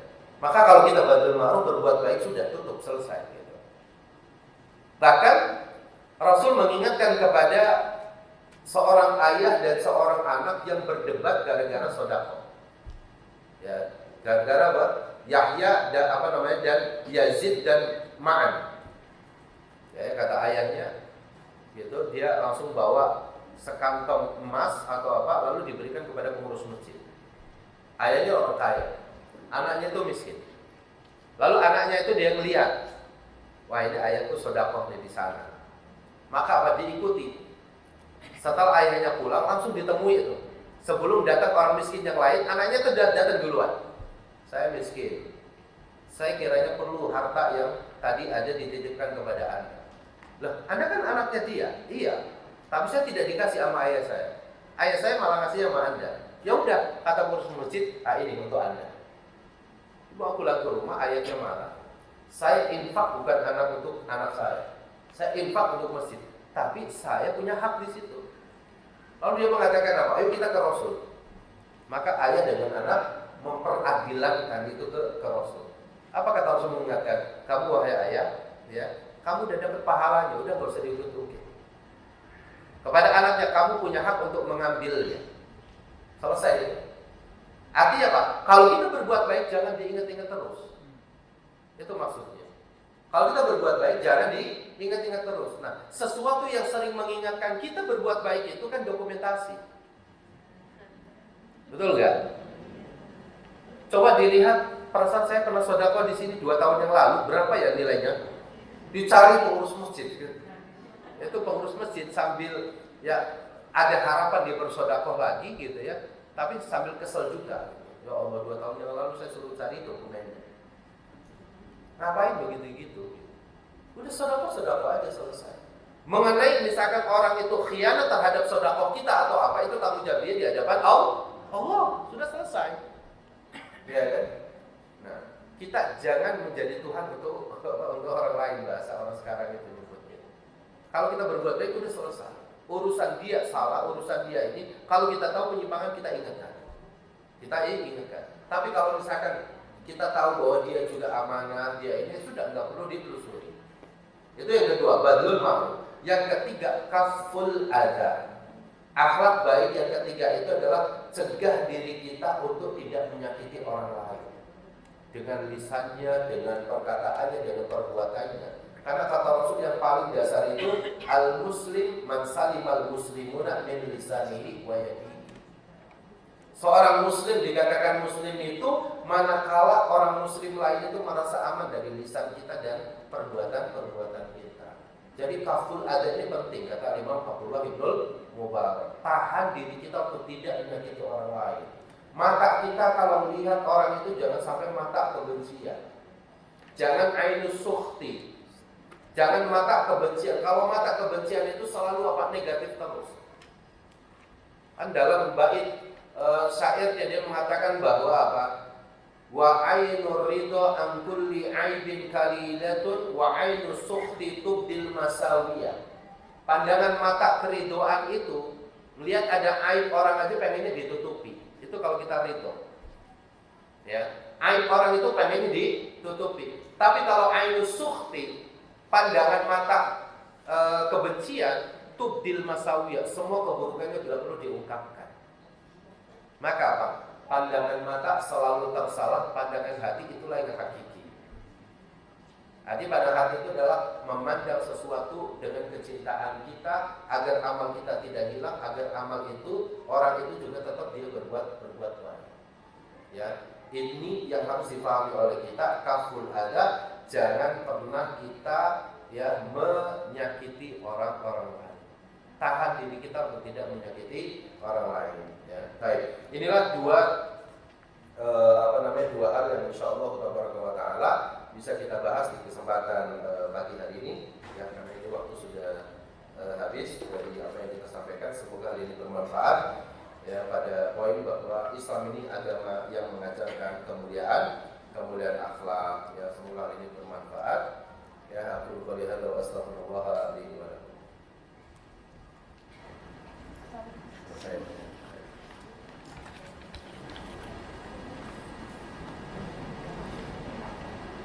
Baik, ada beberapa pertanyaan yang mungkin karena waktu jadi singkat-singkat.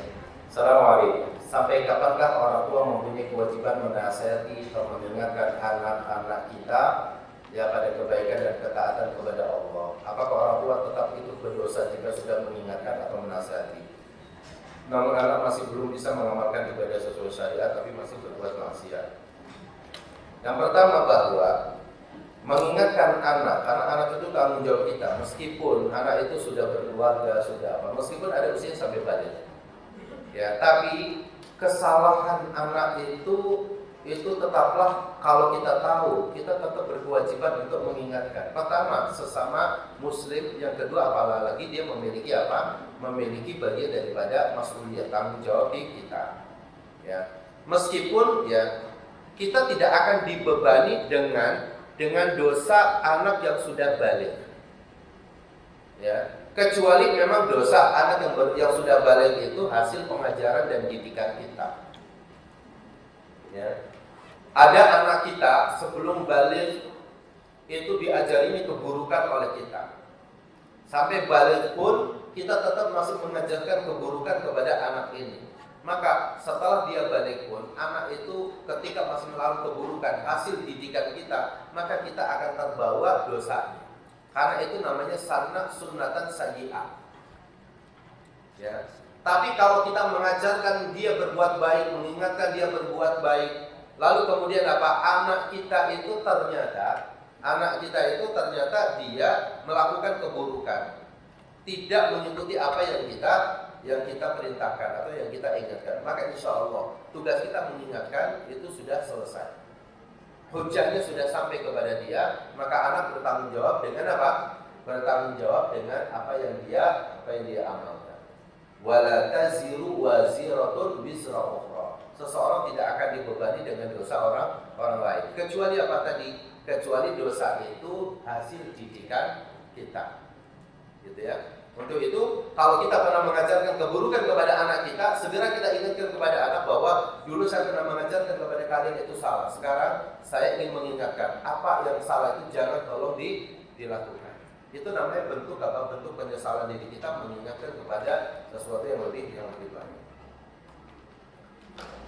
Referensi hadis dan Al-Quran, orang tua akan diminta pertanggungjawaban atas mendidik anaknya itu apa? Surat At-Tahrim ayat 6.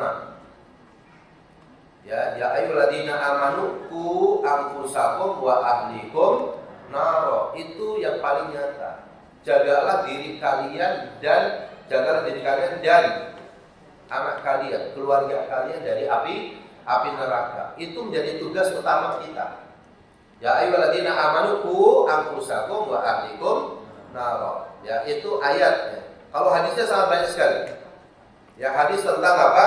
Tentang pendidikan anak ini banyak sekali. Saya biasa menyampaikan dalam acara parenting anak-anak itu tentang ayat-ayat dan hadis-hadis berkaitan kewajiban orang tua. Ya.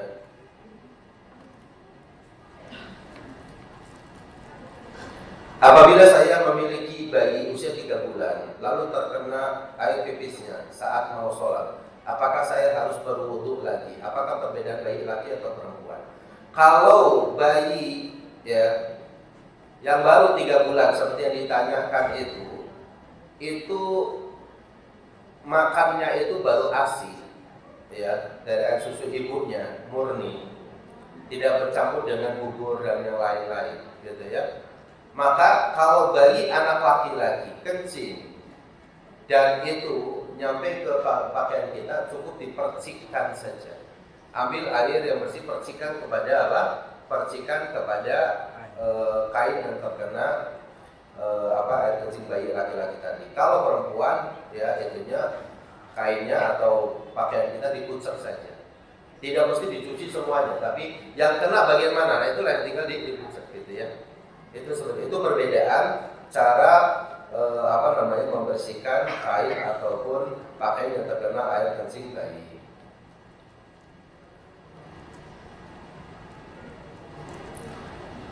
Mohon penjelasan tentang dalil apabila turun hujan maka sholat berjamaah di masjid bagi laki-laki menjadi usul. Seperti apakah hujan di sini dimaksud oleh Rasulullah? Apakah gerimis kecil atau sedang termasuk hujan? Sebenarnya adalah selama kita mendapati kesulitan ketika turun hujan di situ. Anda ada sulit atau tidak gitu ya. Masjidnya ada 2 kilo dari kita, gerimis, tapi kalau ke sana itu jadi basah semua bajunya misalnya. Ya. Atau yang lain. Intinya ada kesulitan di situ. Kalau tidak ada kesulitan maka ya silakan. Ya, itu diambil rukhsah yang dari Allah Subhanahu wa taala tersebut. Jadi ada kesulitannya seperti apa? Ya.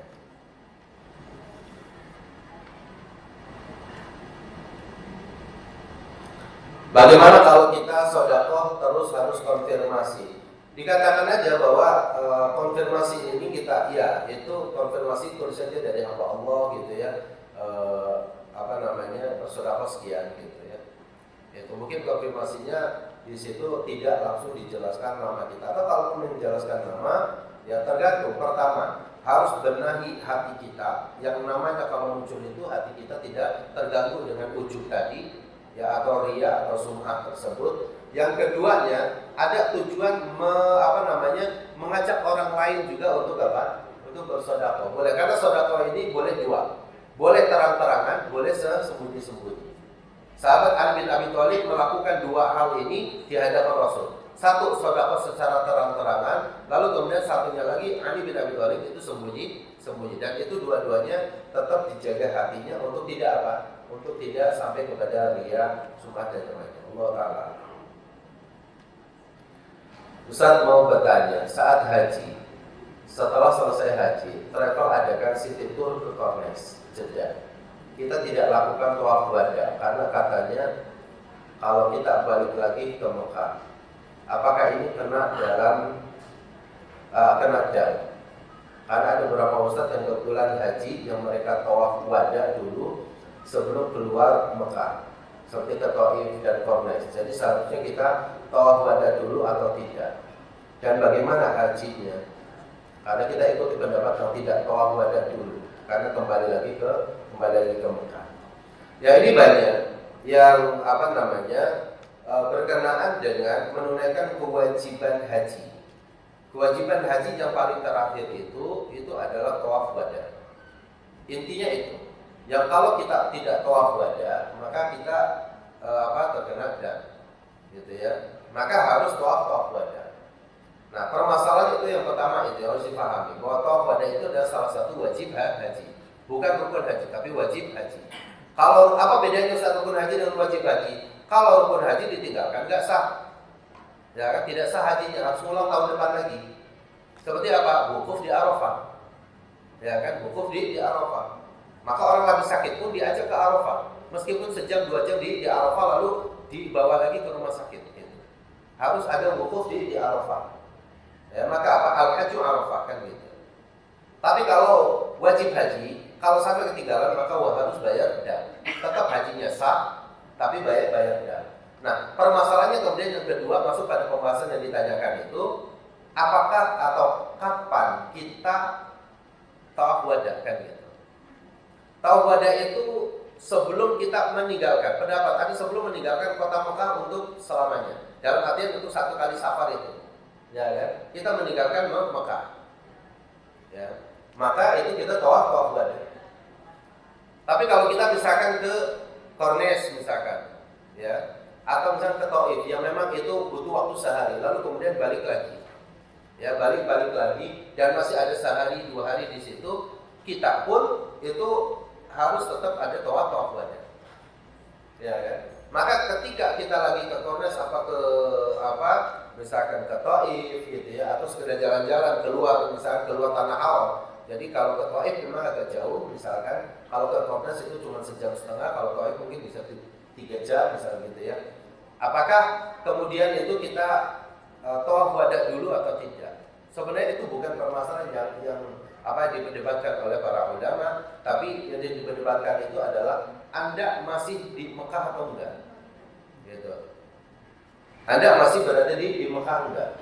Kalau kemudian keluar lalu kemudian masuk lagi ke situ, gitu ya, maka sebelum pulang ke negara kita barulah kemudian kita tawaf wada. Jadi itu tidak mengapa. Adapun bagi yang berpendapat bahwa ini sudah keluar dari tanah haram, ya karena Jeddah keluar dari tanah haram, apalagi Taif keluar dari tanah haram, maka harus tawaf wada terlebih dahulu. Ya ini pendapat. Ya kita tetap menghargai pendapat tersebut. Tapi intinya adalah apa? Lakukan tawaf wada sebelum kita meninggalkan kota Mekah untuk kembali ke tanah air. Ya, itu yang mesti kita lakukan. Tapi saya kira kita cukupkan, insyaallah taala dari apa yang sedikit bisa kita sampaikan. Semoga hal ini bermanfaat untuk saya dan juga untuk para jamaah sekalian yang benar dari Allah, yang salah dari kejahilan saya. Semoga Allah Subhanahu wa taala mengampuni dosa-dosa ini. Aku lupa dihadu astaghfirullah wa lakum subhanakallahumma wa bihamdik asyhadu an la ilaha illa anta astaghfiruka wa atubu ilaik. Assalamualaikum warahmatullahi wabarakatuh.